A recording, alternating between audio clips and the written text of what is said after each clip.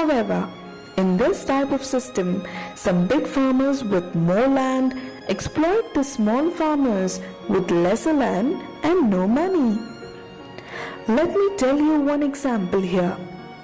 What some of the big farmers do is that they do not let the small farmers use the common irrigation system which can be used by all.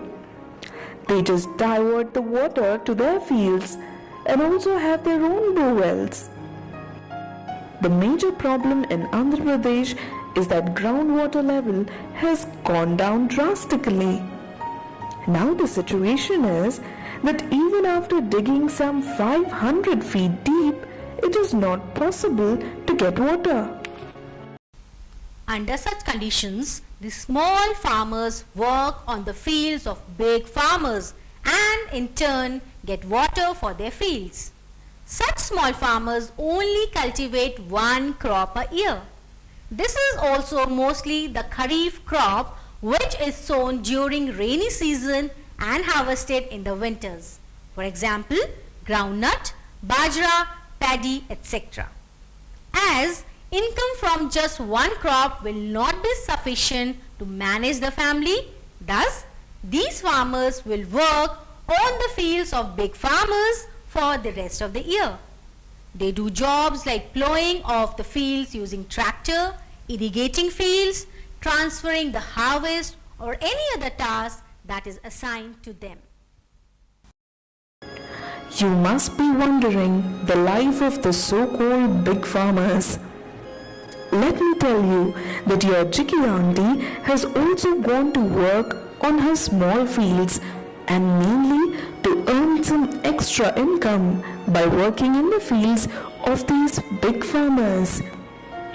A big farmer generally owns large pieces of land and usually have big area or shed or storage facility to store the harvest, fertilizers or seeds. They own good farming equipments like harvester, thresher, tractor trailer, etc. They can employ people like Jiggy on daily wages in harvest seasons as their yields are very big.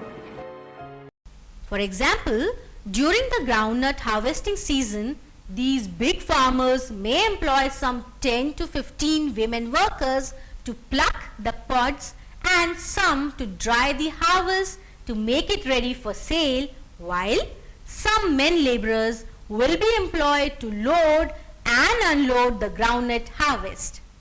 These farmers have their own big threshing floor to dry their harvest in the sun. They also have big godowns to preserve such harvest because during the season if they sell, then they will get less price for the produce. So, these farmers preserve their harvest and sell it after some months to get better prices.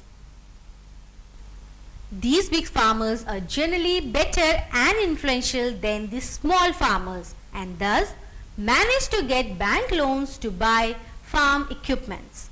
They also rent out these equipments to others in the village or to neighboring villages to make extra income. With the extra income made, they are able to buy more equipments and keep good breed buffaloes like that of Moray, etc. They earn by selling milk of those buffaloes. Thus, they have better earning and better livelihood in comparison to small farmers.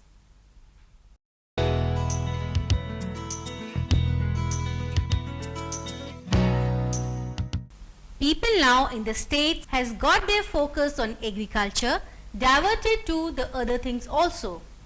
Though paddy is still the major crop in the state, but people are also shifting to growing commercial crops like groundnuts, turmeric, sugarcane, etc. This has brought a decline in growing ragi, jowar, bajra and maize. It is only now that people are mostly depending on bore wells for irrigation. Till few decades back, people used to get the irrigation done by tanks and canals. This extra dependence on bore wells has led to the depletion of the groundwater. This is the reason that most of the farmers are facing crop failures and hence are forced to sell their lands and migrate to the towns as laborers. This is worst in case of small farmers. In case of a big farmers with more land and money, they are able to get benefit from the new equipment and the growing market for commercial agriculture produce. Also, they are getting diversified by investing in businesses like dairy farms, poultry farms, shops, schools, money lending, etc.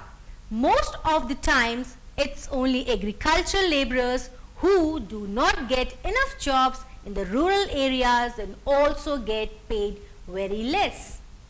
There are only few government employment schemes that also are available for a few days in a year. That is why they have no option but to work in urban areas outside the villages. Well children, that was all for today. I hope you understood whatever I taught. See you in the next class. Bye bye.